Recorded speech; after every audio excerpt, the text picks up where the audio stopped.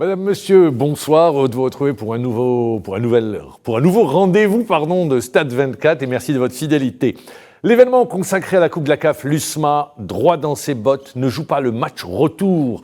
Une fois que Berkane est présenté le maillot de la honte avec la carte des territoires occupés du Sahara occidental. Demi-finale de la Champions League africaine, ça y est, on connaît les deux finalistes puisque le Ahli et l'Espérance sportive de Tunis se sont qualifiés. Une nouvelle fois, ils se retrouvent au stade suprême de la compétition. La question du jour, nouvel organigramme du côté de la JS Kabylie avec l'arrivée d'un nouveau président, M. Ould Ali, des hauts et des bas consacrés à la Coupe d'Algérie. Pour la première fois dans l'histoire de la Coupe d'Algérie, Chebab Riadi de Belouizdad, Mouloudia d'Alger, c'est l'affiche de la finale. Pour en parler avec nous, Hakim Meddan. Bonsoir Hakim. C'est un plaisir de vous retrouver. Je rappelle que vous avez été notre consultant pendant la Coupe d'Afrique des Nations. Et là, on vous retrouve une nouvelle fois avec plaisir. Merci Ma'ammar, bonsoir. Et bonsoir Sid Ahmed et téléspectateurs aussi de Al24. Sid Ahmed, bonsoir également. Bonsoir, une actualité riche, puisqu'il y a eu beaucoup d'événements cette semaine, tant au niveau continental qu'au niveau national. L'événement de Stade 24.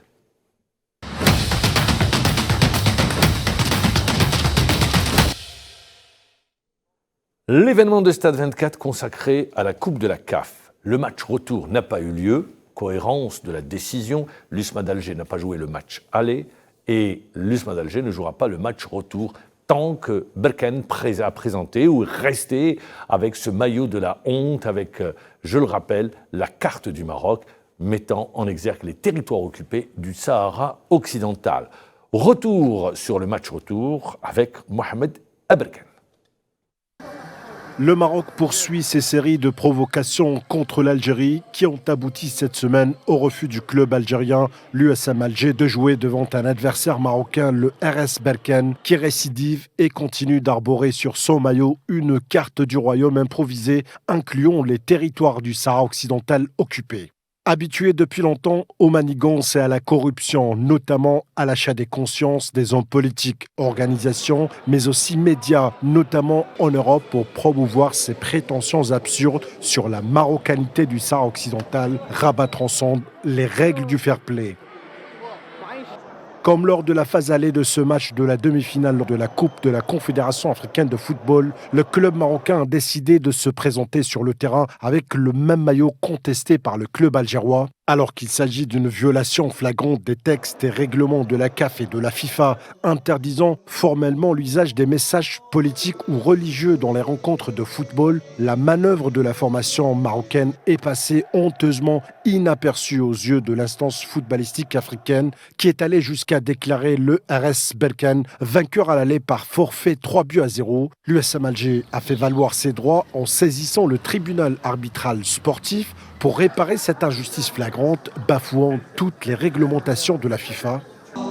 Peut-on imaginer un tel scénario en Europe ? Impossible, car cela ferait les choux gras de toute la presse sportive planétaire. Néanmoins, à l'adresse du club algérois, victime d'une supercherie tissée de toutes pièces par le Marzen, les soutiens et expressions de solidarité affluent. La Fédération algérienne de football a décidé de soutenir à fond l'USM Alger en déposant jeudi dernier un dossier au niveau du TAS à Lausanne dans l'objectif d'annuler la décision de la CAF de considérer le club algérien perdant lors du match aller. Les autres clubs algériens n'ont pas manqué aussi à l'appel de soutien, alors que les règlements de la FIFA sont pourtant clairs à ce sujet en interdisant toute propagande politique, religieuse ou raciale lors de ces compétitions sportives. Sous peine de sanctions, rien ne donne de crédit à la manœuvre abjecte marocaine. Mais il ne faut pas trop s'étonner, l'incompétence et la corruption au sein de la CAF ont joué à coup sûr un rôle. Pour ces raisons, et quoi qu'il en soit le verdict, le club usmiste s'en est sorti au moins avec honneur. Les valeurs des droits de l'homme et des peuples de s'auto-disposer d'eux-mêmes étant sacré en Algérie.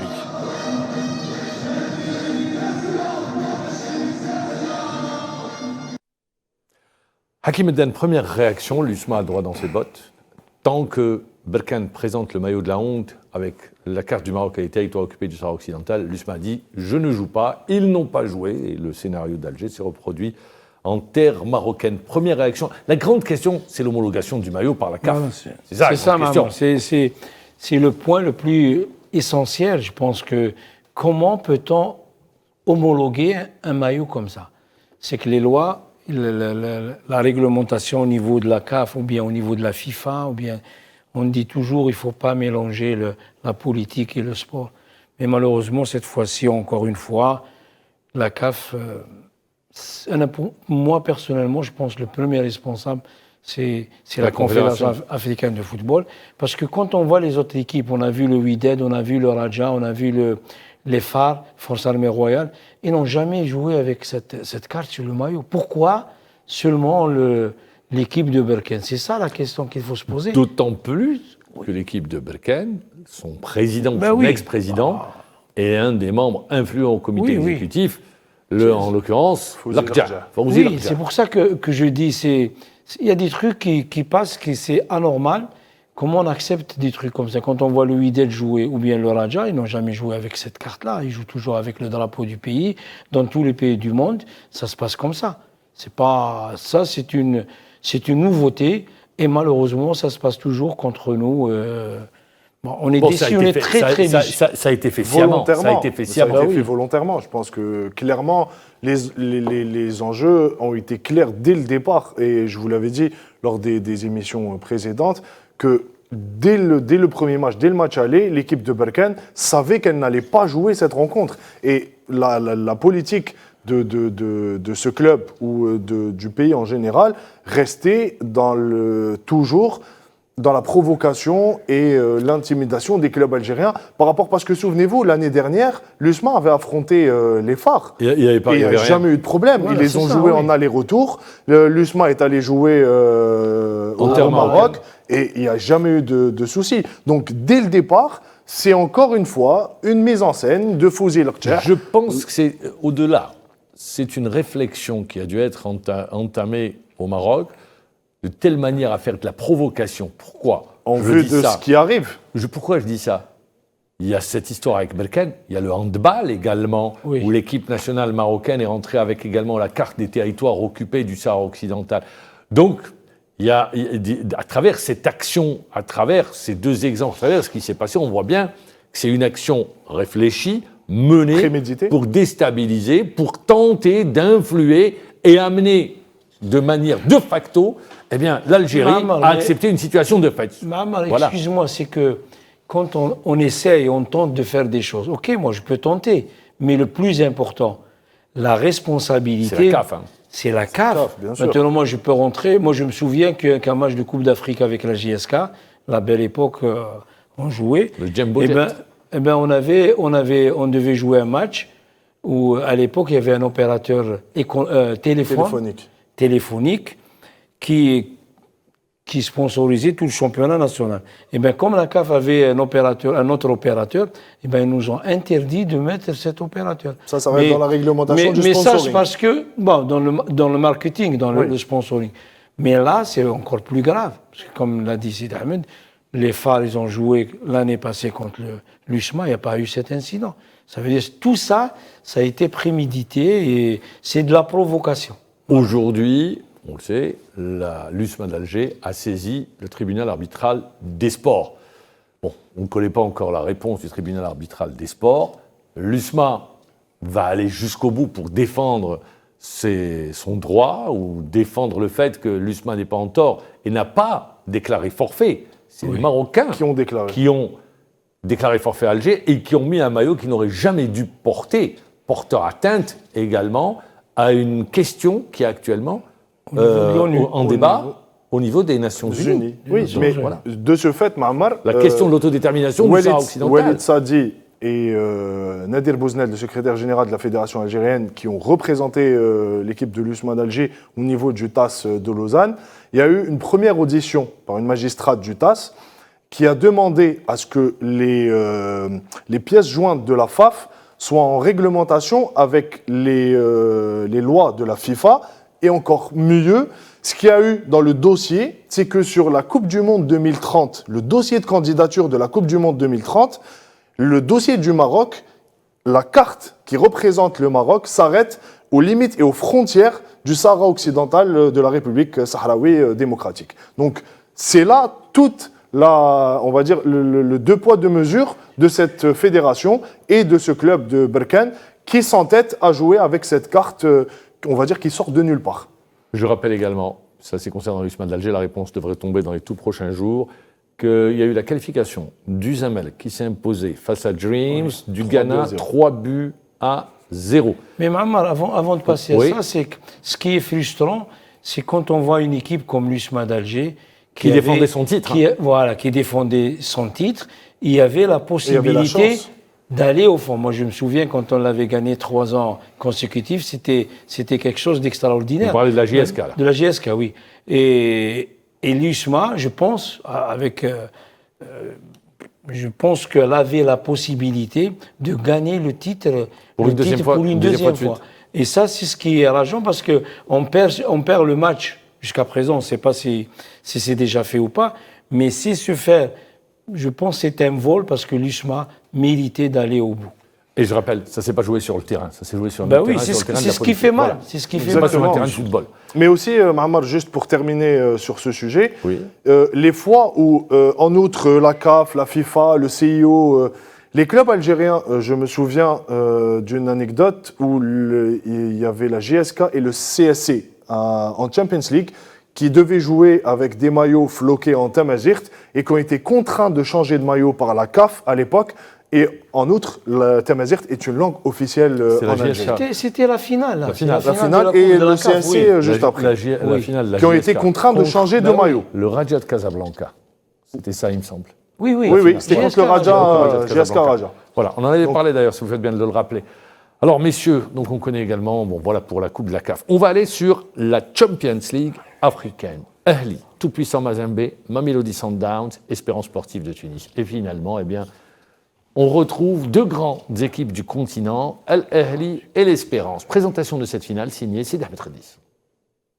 Une semaine après son nul 0 partout à Lubumbashi, le Ahly retrouve le Cairo Stadium et ses supporters pour cette demi-finale retour de la Ligue des Champions. Les coéquipiers de Maaloul démarrent très fort cette partie avec une première action côté gauche. Ce dernier sert Abdelkader bien placé au point de pénalty, mais son tir bute sur le gardien congolais. Quelques minutes plus tard, Persitao, bien lancé dans la profondeur, le gardien anticipe et Soleya qui a bien suivi, il lobe le gardien, le ballon se dirige tout droit vers les filets, le défenseur Atibo sort sur sa ligne. Le danger est omniprésent sur les buts du tout-puissant Mazembe. Sur un corner cette fois-ci, Abdelkader a failli tromper le portier Fatih d'une tête décroisée, le gardien détourne d'une jolie claquette en corner. Les Corbeaux sortent enfin et Zamenga s'essaye de loin, son tir passe à côté. En seconde période, les Congolais se montrent dangereux sur coup de pied arrêté et ont failli ouvrir la marque à la 65e minute de jeu par Linkonza. Joël Beya va réussir à inscrire un but de la tête, mais malheureusement pour les Corbeaux, le but était invalidé après visionnage de la VAR par l'arbitre pour une main de l'avancante congolais. C'était le tournant du match. Transcendés dans leur antre, les Égyptiens vont réagir par un tir puissant de Persitao repoussé sur le poteau par Badara Fatih à la 68e minute de jeu. Abdelmounaim va libérer tout un stade en inscrivant le premier but de la tête après une grosse boulette du portier congolais qui s'est complètement troué sur sa prise de balle. El Ahly doublera la mise par Abou Ali reprenant du pied un centre téléguidé de Maaloul, auteur de sa deuxième passe décisive. KO debout, le TP Mazembe encaissera au bout des arrêts de jeu le troisième but sur une frappe croisée de Taoufir. Le tenant du titre écrase le TP Mazembe et s'offre sa 5e finale consécutive et affrontera l'Espérance de Tunis, vainqueur des Mamelodi Sundowns comme à l'aller par 1-0, malgré une domination des Sud-Africains qui se sont procuré un nombre incalculable d'occasions. Les Tunisiens peuvent remercier leur jeune gardien El Medjed, surnommé Mémèche, qui n'a que 20 ans. Il a été impressionnant en sortant pas moins de 6 arrêts décisifs. Les joueurs de l'Espérance vont réaliser le hold-up parfait en inscrivant le seul but de la rencontre à la 58e minute de jeu par Raed Bouchniba, bien lancé en profondeur par Teka. Les Sud-Africains vont tout de suite tenter de réagir, mais encore une fois, quand ce n'est pas Mimiche, c'est le poteau qui repousse une frappe lointaine de Modiba. À la faveur de ce succès, le quadruple champion d'Afrique jouera sa 9e finale dans la plus prestigieuse des compétitions africaines. Alors très bien, si on voit cette affiche, si vous prenez les deux clubs, sur les 6 dernières années ou 5 dernières années, il y a une seule fois où le titre de champion n'est pas revenu soit à l'Espérance, soit au Ahly. Donc c'est pour vous dire, ces deux équipes qui ont dominé le continent sur les dernières années. Pour faire simple, l'Ahly, c'est 17 finales de Champions League et la 5e consécutive. Et juste derrière, il y a l'Espérance avec 9 finales dans la plus prestigieuse des compétitions. C'est les deux meilleurs clubs du continent. Et pourtant, Continuité dans le travail. C'est pas on gagne et après on disparaît des écrans radars. Ouais. Continuité pour les deux clubs. Oui, surtout, moi, j'ai beaucoup d'admiration pour l'Espérance de Tunis. Parce que le Ahly, c'est connu.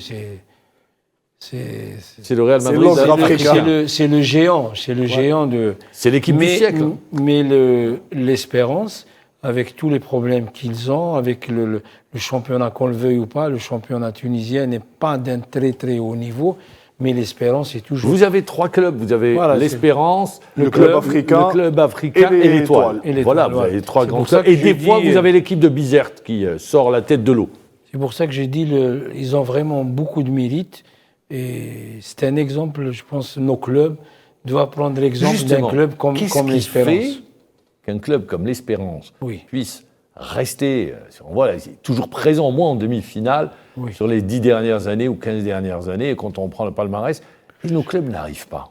Mais pourtant, Ma'amar, quand on voit les dernières éditions de la Champions League, le CRB avait affronté l'Espérance.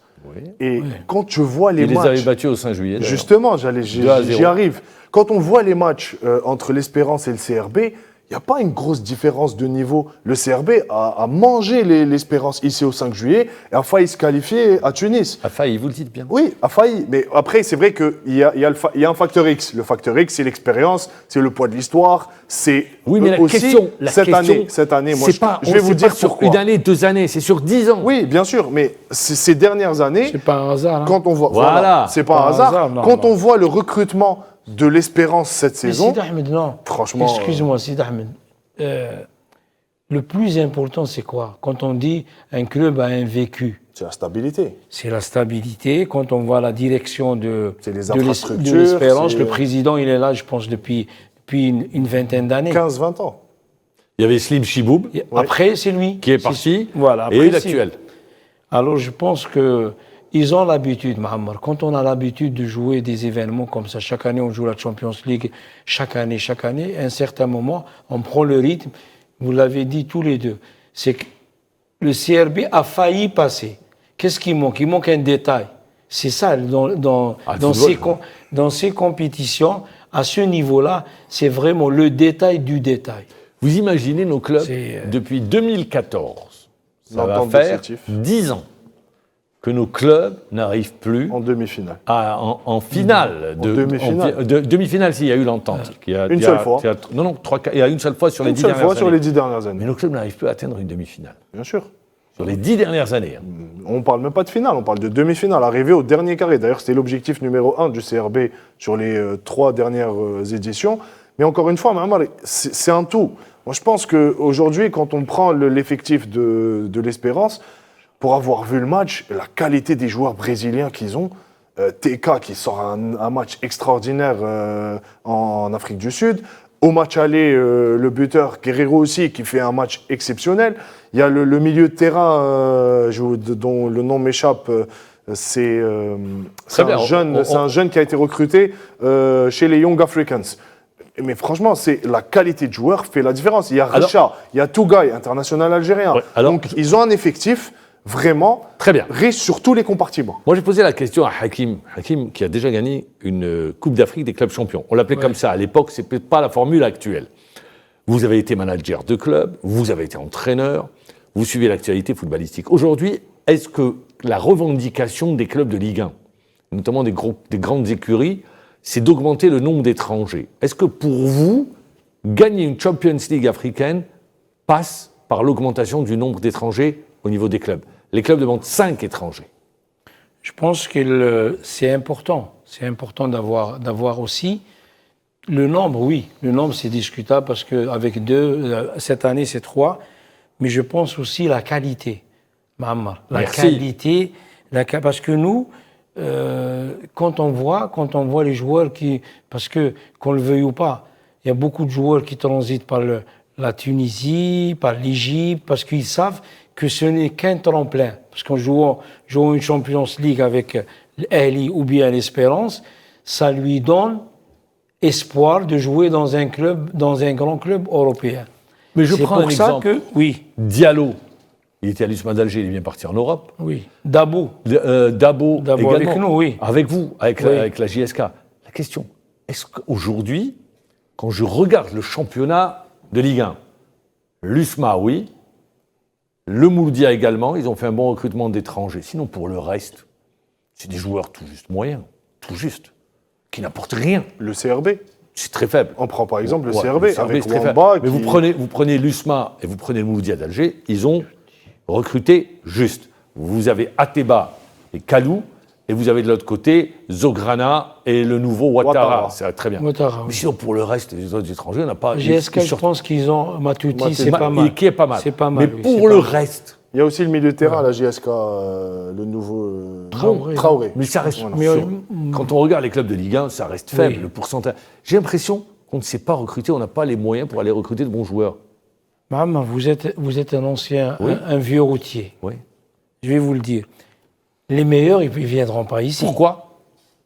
Vous me dites pourquoi? Parce qu'ils sont déjà... Vous savez très bien que les grands clubs maintenant, ils ont tous des relais en Afrique. Dès qu'il y a une pépite, elle est directement transférée dans un club en Europe. Vous l'avez vu la dernière fois au niveau du championnat d'Afrique des joueurs locaux. Avec le Sénégal. Avec le Sénégal, Metz. ils ont directement un protocole d'accord. Convention. Dès qu'un joueur il sort, il part directement dans un club comme ça. C'est pour ça que je vous dis. Vous avez pris cet exemple, mais c'est particulier pour le Sénégal. Pourquoi? Génération Foot Ils sont implantés. a un contrat Oui, ils avec, sont ou un implantés. partenariat avec le Football Club de Metz. Les 2 meilleurs joueurs chaque année de Génération Foot vont rejoindre le Football Club de Metz. Qu'est-ce qui empêche nos clubs de faire preuve, d'avoir des idées justement, pour mettre en place des partenariats, pour faire appel à des formateurs, pour jouer sur la vitrine, je prends la JSK par exemple, qui a un nom sur le continent, eh bien, de faire un maillage du continent pour aller récupérer ce que vous dites des pépites. Qu'est-ce qui empêche? C'est l'instabilité au niveau de l'administration. Le savoir-faire, instabilité, quoi? Instabilité, clairement. Mais quand on voit juste à l'image de notre équipe nationale, de la Fédération algérienne de football, sur un seul mandat, il y a eu 4 présidents. C'est inadmissible.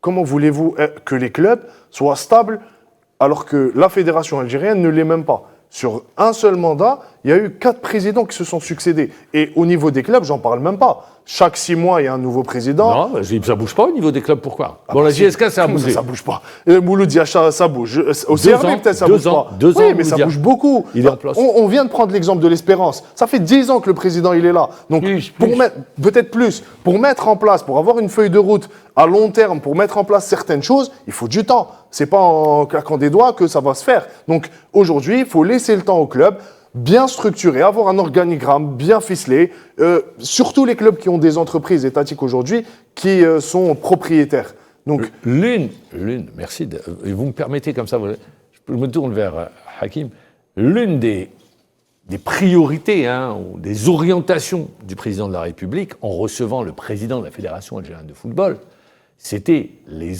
clubs dont les entreprises sont actionnaires. C'est la priorité doit être donnée à un centre de formation ou mettre en place des terrains d'entraînement. On l'appellera comme on veut. Un centre d'entraînement, Très aussi bien. simple que ça. Est-ce que pour vous dire aujourd'hui, ça devrait être ça la priorité également pour nos clubs? Ben oui. Parce que là, nous, on est tous les clubs. Ce qu'il vient de dire Sid Ahmed, il a totalement raison. C'est que maintenant, la priorité, c'est quoi? C'est l'équipe première. On ne voit même pas les catégories de jeunes. À quel âge vous avez commencé, vous, en équipe première? À l'âge de 16 ans. 16 ans. Oui. Sid Ahmed, à quel âge? 18. 18 ans. Mais c'est différent. Le système n'est pas le même. Ouais, Même c'est si, pas les si mêmes. moi j'étais à ce moment-là, je ne pense pas que je vais jouer à l'âge de 16 ans.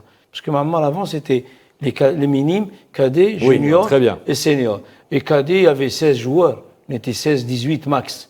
Junior, la même chose, 16, 18. Ça veut dire si tu as 2 joueurs blessés et un qui est enrhumé ou quelque chose comme ça, Vous me dites, le système l'entraîneur, il voit directement au niveau des Vous jeunes. me dites, le système n'est C'est- pas le même.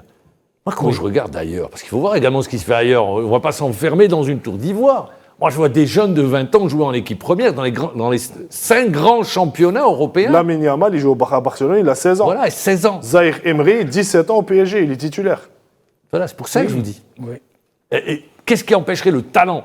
Et le talent passe par la formation également. Bien sûr. Donc c'est pour ça que je dis... Le talent passe Par la formation. Par la formation. Ben oui. C'est-à-dire, il y a du, Vous posez il y a- une question, dans il y a- la question, il y a la réponse. il y a du potentiel, le Bah potentiel est là. Malheureusement, on ne l'utilise pas. Pourquoi on est revenu à la formation, on est revenu aux priorités? C'est à travers ça qu'on construit un club et qu'on peut revenir, en ramenant les étrangers, on peut revenir, permettre à nos clubs de revenir au meilleur niveau. Je pense que ça passe par là. Mais il faudrait la volonté également des clubs. Vous restez avec nous, juste courte page de pub et on revient.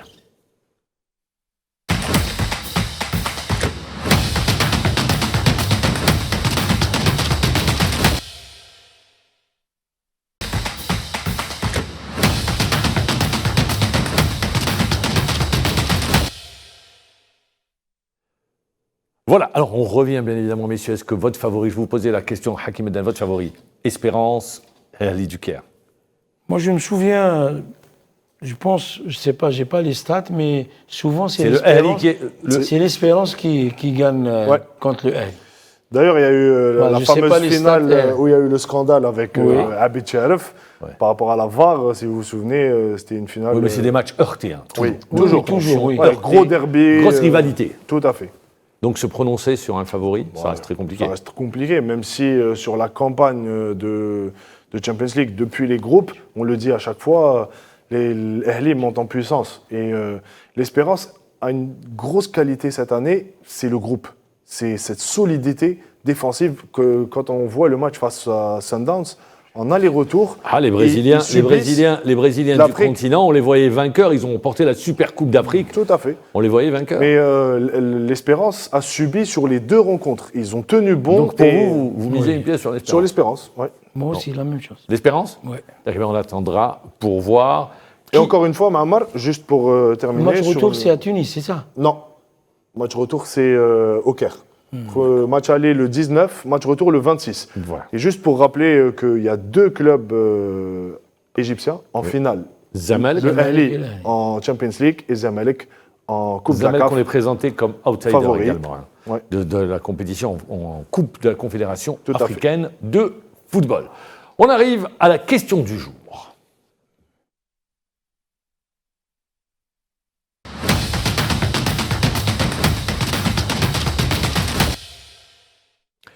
La question du jour, nouvel organigramme au nouveau président du côté de la JS Kabylie avec l'arrivée de Ould Ali. Ould Ali, ancien ministre des Sports, qui prend les destinées de la JSK et qui succède à Chelloul.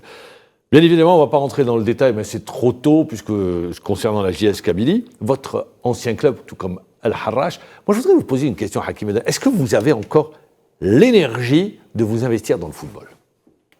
Cette énergie, Oui. vous l'avez. Ça, c'est très bien. Ça, c'est une bonne réponse. Oui, parce que quand on aime le foot, on peut pas C'est à vie. s'en passer. C'est à vie, voilà, c'est à vie. Mais vu que c'est pas toujours agréable ce qu'on voit dans nos stades et l'atmosphère qui l'entoure. Mais moi, je l'ai dit, je le redis une autre fois. Mon métier, c'est le football. J'ai toujours joué au foot. Vous avez été entraîneur, joueur, J'ai toujours entraîneur, travaillé dirigeant. dans le foot.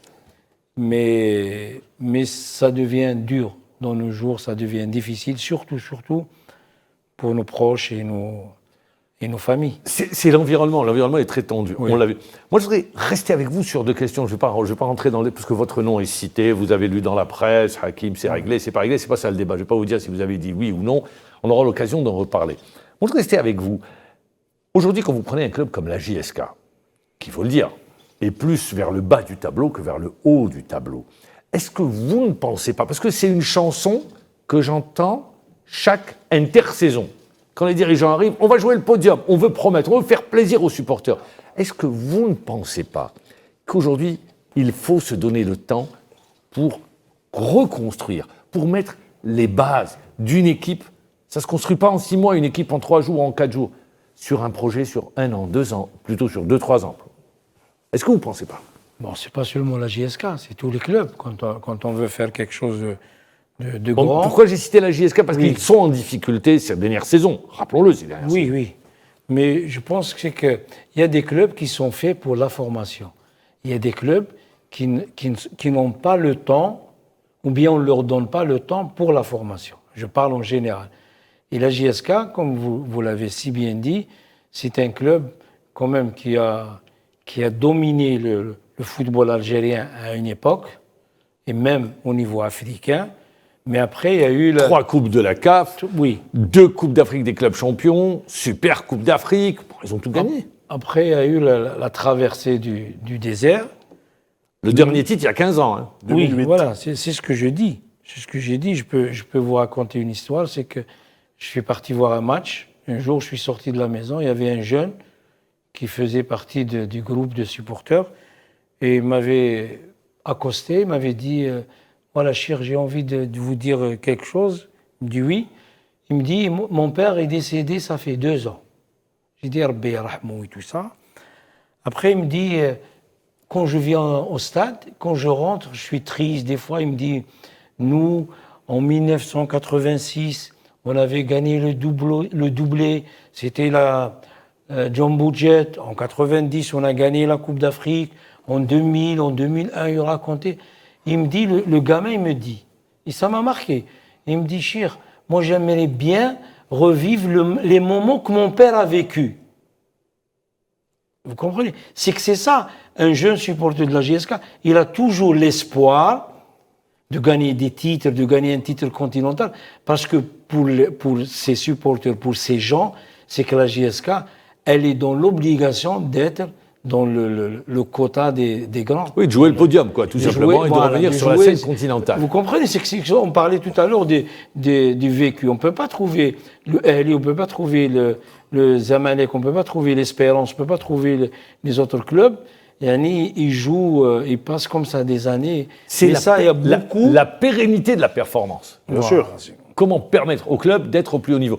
Également, Sidi Ahmed, vous avez joué à la JSK, Billy. Vous avez joué à la JSK, je pense, le dernier titre. Le dernier titre avec Moussa. Ouais. Quand vous voyez la JSK aujourd'hui, sur les 15 dernières années, changement de président, avec beaucoup de mouvements de joueurs. Je l'ai vu, il y a beaucoup de mouvements de joueurs, il n'y a pas de stabilité en termes de joueurs.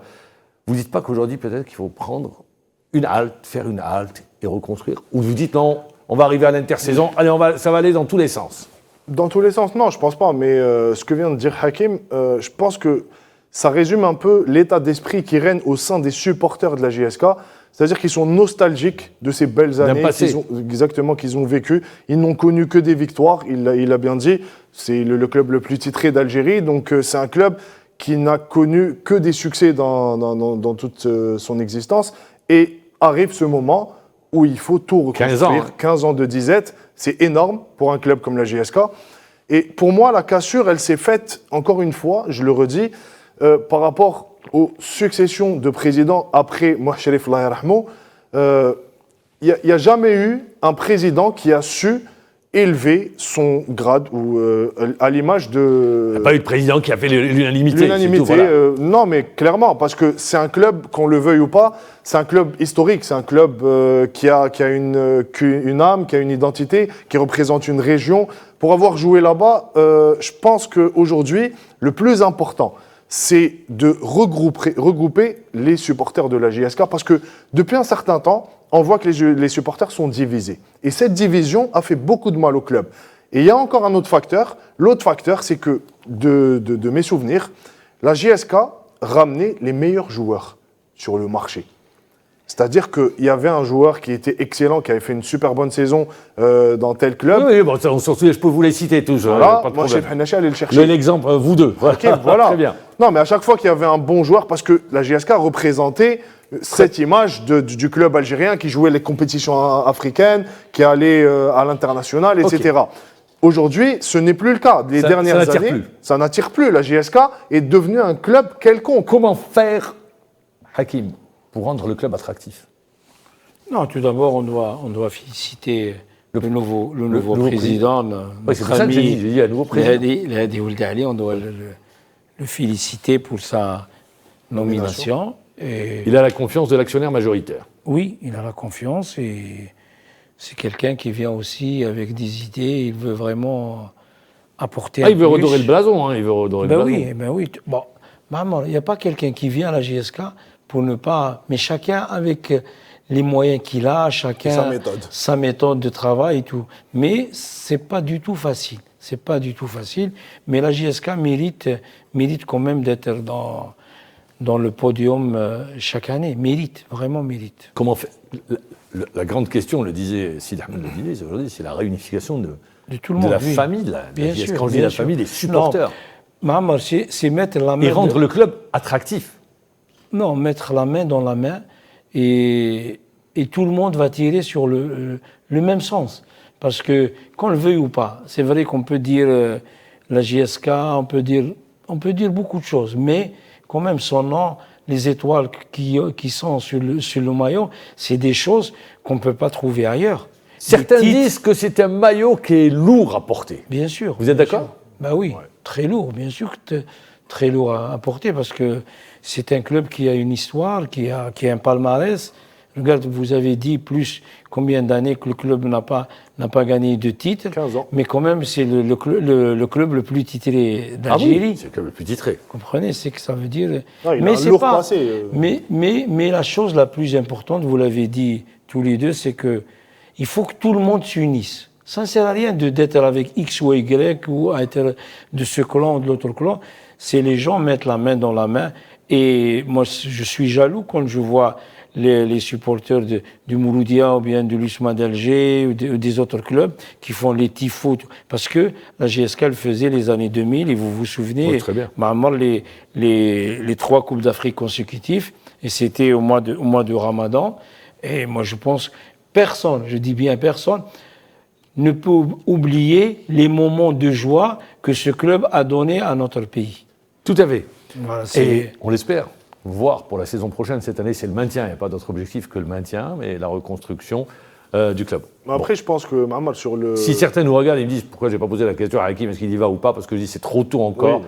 On aura le temps de le savoir. On aura le temps de vous retrouver. Je sais que vous avez été approchés, vous discutez, et c'est pas aujourd'hui que vous allez nous dire si ça va se faire ou pas. Voilà, c'est pour ça, pour que les choses soient très claires. Mahamar, c'est un grand numéro 10. C'est un distributeur. Mais non. Mais après, c'est vrai, je voulais juste revenir par rapport à ce que disait Hakim sur les supporters. Le fait que, je pense, il y a un exemple aujourd'hui, c'est le Mouloudia d'Alger. Le Mouloudia, depuis 2010, d'ailleurs, j'avais encore une fois été présent lors du sacre du Mouloudia en 2010. Vous avez dû faire. J'avais eu la chance de gagner les 2 derniers titres avec le Mouloudia et la JSK. Et encore une fois, le Mouloudia, qu'est-ce qui a fait que, souvenez-vous, la saison dernière, Baumel avait très mal terminé la saison, mais on lui a fait confiance, on a maintenu. Cette stabilité a fait que, aujourd'hui, le Mouloudia, c'est les résultats. Il y a eu le recrutement également. Il y a aussi, voilà, il y a eu aussi les joueurs. Mais c'est lui qui a fait le recrutement. C'est lui qui a fait le recrutement parce qu'il n'aurait pas été là. Zouglana, c'est lui qui le ramène. Voilà. Ouattara également. Aujourd'hui, je pense que le Mouloudia pour la JSK est un exemple. Et c'est les résultats qui ont fait que, regardez aujourd'hui ce que fait le public du Mouloudia, c'est exceptionnel. Vous avez un joueur qui a été déterminant avec le retour du public, c'est Belaïli parce qu'il assure le spectacle. Non, mais après, c'est les résultats qui font. Les résultats ont suivi. Ils ont suivi, voilà, c'est normal. C'est pour ça que je dis. Mais dans le même temps, hein, je le dis encore, les faits sont là. Je pense qu'avec l'arrivée également, il y a un club qui a tiré tout le monde vers le haut, c'est le CRB. Avec l'arrivée de Madar, je pense que ça a donné une organisation qui a vu que c'est devenu un modèle, et on l'a vu, l'USMA, avec l'arrivée de Serport, le Mouloudia d'Alger qui s'est complètement réorganisé. On attendait la JSK cette saison, ça n'a pas été le cas, mais peut-être ça sera la saison prochaine. On a eu la JSO, le CS Constantine également. Donc on voit. Le MCO, dernièrement. Le MCO, on aura l'occasion d'en reparler, le Mouloudia d'Oran. Je pense que le MCO, l'actionnaire est arrivé très tard. Tout à fait. D'où les résultats qui n'ont pas suivi. Et ça va nous permettre d'enchaîner sur les demi-finales de la Coupe d'Algérie. C'est des hauts et des bas.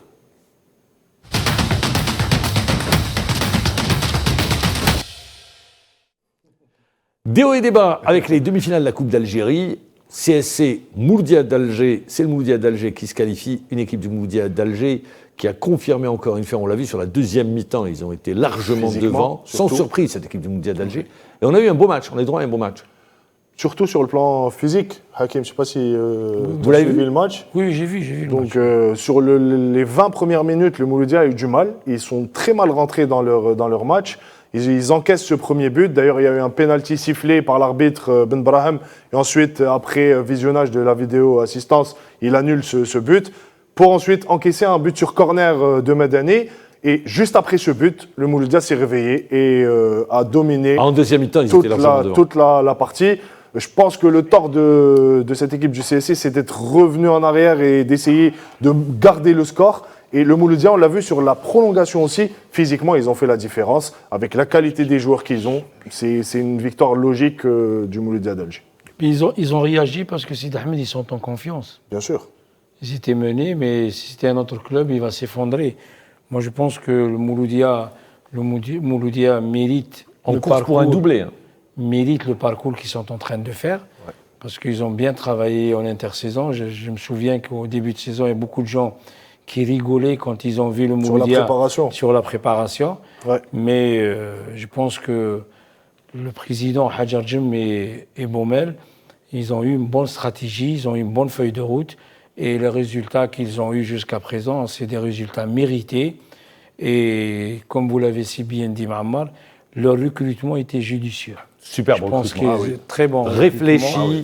Non, mais Bien quand oui. on voit, Hakim, la qualité des joueurs au milieu de terrain, quand on voit Zograna, Ben Khmassa, et aussi... Vous parlez du terrain. Moi vous êtes vous deux anciens joueurs. Vous parlez du terrain, mais moi je vous parlais hors du terrain. J'ai vu l'esprit de groupe, l'esprit de groupe et notamment un joueur se comporter en leader. Belamri. Bala Amali, Ouais. qui n'a pas joué et qui à la fin du match vient et fait un discours Ouais. pour dire les gars, on n'a rien gagné. C'est un bon état d'esprit. Et Jamel, c'est un bon gars. D'ailleurs, pour l'anecdote, Jamel Belamri, c'est un bon gars. Moi, j'ai eu à collaborer avec lui en sélection. Comme on dit chez nous, je veux dire, c'est un joueur rojla. Je veux dire, quand tu es correct avec lui, les gens... Vous pouvez Mais compter lui- dessus, quoi. Mais lui, Il est voilà, investi. tu peux compter dessus. Il est investi. Parce que Mahammar, c'est quoi que quand on fait quelque chose, c'est quoi le but? Moi, par exemple, j'ai envie d'être revenir à la GSK. Si je sens que je ne vais pas réussir, vous pouvez me donner tout ce que vous voulez, je ne viens pas. Parce que pourquoi? Avant que ma famille, les supporters, les gens, ils vont être heureux. Premièrement, je vais être heureux, moi, quand je gagne. Déjà, le premier qui va être heureux, je suis moi heureux. Vous comprenez ce que je veux dire? c'est la Maman, conviction qui fait que- Maintenant, c'est comme on dit, tu viens parce que tu viens gagner de l'argent, faire ça. Moi, je pense que Vous ne serez il y a que- beaucoup, tu vas beaucoup plus perdre que gagner. C'est pour ça que je dis Jamel, il est en train d'aider énormément le Mouloudia, parce que c'est lui... Ah, il se comporte en leader. On peut dire dans que le vestiaire. c'est lui qui gère le vestiaire. Ah oui, c'est le leader lui qui vraiment gère du que- vestiaire. Bah oui, Et il joue Avec un Abdellaoui. rôle déterminant. Avec Ayoub Avec aussi, Ayoub. oui. Avec qui Ayoub est également. capitaine D'ailleurs, on le salue, d'équipe. Ayoub. Je suis sûr qu'il est en train de nous regarder. On va aller sur la deuxième demi-finale. Derby algérois. C'est la première fois que les deux équipes s'affrontent à ce stade de la compétition. CRB, USMA d'Alger. L'USMA peut-être perturbé par, à quelques heures de cette demi-finale, l'information, la décision de la CAF de donner match perdu était tombée. Peut-être ça a quelque peu perturbé les joueurs. Je vous pose la question. Je pense que oui, on l'a vu sur le rendement des joueurs, méconnaissable sur le terrain. D'ailleurs, le CRB a dominé ce match de bout en bout.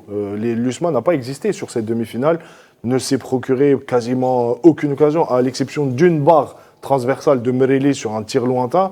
Les USMistes n'y étaient pas lors de cette demi-finale. Et c'est logiquement que le CRB a eu beaucoup d'occasions de marquer avant même d'arriver à la séance de tir au but. Donc je pense que après, il faut juste souligner le bon état d'esprit dans lequel s'est déroulée la rencontre. Les deux galeries Moi, je vous ont dis, assuré le spectacle. J'ai vu le match, j'étais au stade. C'est un beau 0-0. Oui, c'est un très beau 0-0. C'est un beau 0-0, même s'il n'y a pas eu de but. Beaucoup d'occasions. mais Des occasions, Du jeu de ouvert. l'engagement, Ouais, ouais. bon arbitrage également. Tout à y fait. Mais était. il y a aussi l'USMA. C'est difficile, Mahammar, de recevoir une nouvelle comme ça juste avant la rencontre. Ça perturbe. Parce que ça perturbe le groupe. Ça perturbe vraiment le groupe. Et je pense que l'USMA, il y a aussi un autre phénomène, c'est que l'USMA, ils ont eu une grande saison cette année.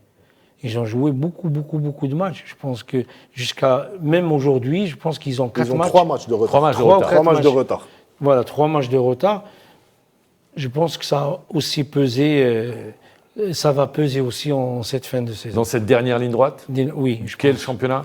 Oui, moi je Très bien. pense, oui. Et je le dirais, la séance de tir au but, et puis une tradition au CRB, Les gardiens de but. Vous avez Je eu savais que vous alliez Elam. parler de ça. Elam, moi je m'en souviens. Moi, j'ai Elam. joué avec lui. Ah, Elam, vous avez joué. Ah, moi, j'ai joué avec lui, c'est vrai. J'ai joué avec lui, Al Harraj. Ouais. Et je me souviens quand on jouait match de coupe, Il y avait la Syrie, et bien c'est lui C'est qui lui qui rentrait. rentrait. Elam, Eh il ben avait oui. permis au CRB Abdallah, de oui. gagner la Qu'on lui finale. a- Il y a eu Elam, il y a eu Ould Juste, tu Mata, il y rappelles a eu Fellah. Non, sur les séances de tir au but décisifs. Ouais. Elam, 1978, finale de Coupe d'Algérie, Serbie-USMA, c'est lui qui est décisif, il arrête tout.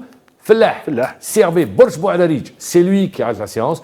Ouais. Et il y a eu Super Mahachou, qui lui également sur cette... Et attendez, c'est un choix d'Ousselil, qui la veille dit à l'entraîneur, si on va à la séance de tir au but, On fait rentrer Mahachou. c'est Mahachou qui rentre. Ouais. D'ailleurs, Alexis Bah oui. Gendouzi, dans un premier temps, n'était pas tellement content, mais une fois qu'il y a eu, Ah bah, il avait tourné la page. Très Ça lui rapidement. a donné raison tout de suite à Ousselil, Le temps lui a donné Je pense que d'ailleurs, la frustration qu'a eu Garrido lors de la séance de tir au but, je ne sais pas si vous avez vu J'ai les vu images, l'image, il ne comprenait pas. il ne comprenait pas. Il se disait, mais c'est pas possible, parce qu'il les a frustrés. Mais bravo aux deux équipes. Oui, Ça nous- nous franchement, ont offert- c'est une belle demi-finale. Ouais, deux belles demi-finales Coupe d'Algérie.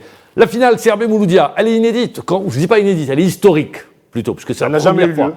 Depuis l'indépendance, on aurait dû avoir deux équipes habituées à la Coupe d'Algérie au moins une fois. Rien, il aura fallu attendre 2024. Une équipe en course pour un doublé. Ce serait super pour le Mouloudia d'Alger sur la saison. Et le CRB, Pour sauver qui sa atteint saison. pour la 3e fois de suite, La consécutive, la finale de la Coupe d'Algérie. Et pour sauver Une cette de saison gagnée, aussi. une de perdue et la prochaine. Oui, je pense que le CRB, c'est une chance pour essayer de sauver sa saison.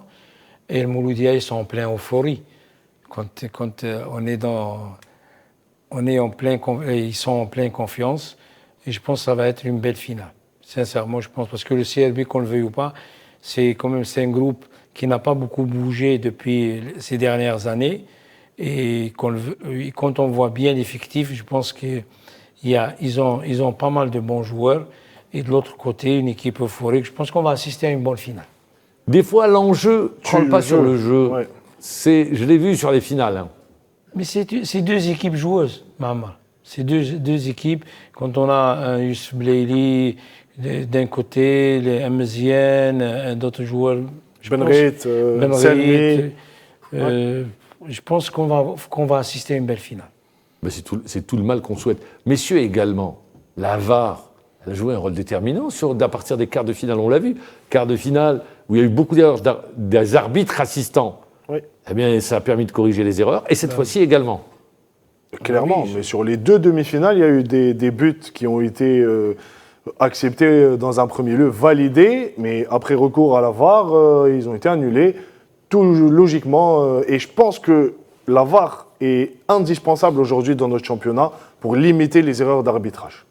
Vraiment indispensable. Quand on voit ce qui se passe sur les dernières journées et sur les différentes erreurs, parce que là, il y a vraiment de l'enjeu. Il y a des équipes qui jouent pour la relégation, il y a des équipes qui jouent pour des places qualificatives en coupe africaine et pour le titre. Donc je pense que la VAR, dès la saison prochaine, Elle sera installée, elle sera mise. Mais Il y aura en- la VAR dès la saison exactement. prochaine. Donc je pense que Maintenant, c'est c'est terminé les indispensable. stades qui pourront accueillir cette VAR également. Voilà, c'est ça aussi. C'est la grande difficulté. Ouais.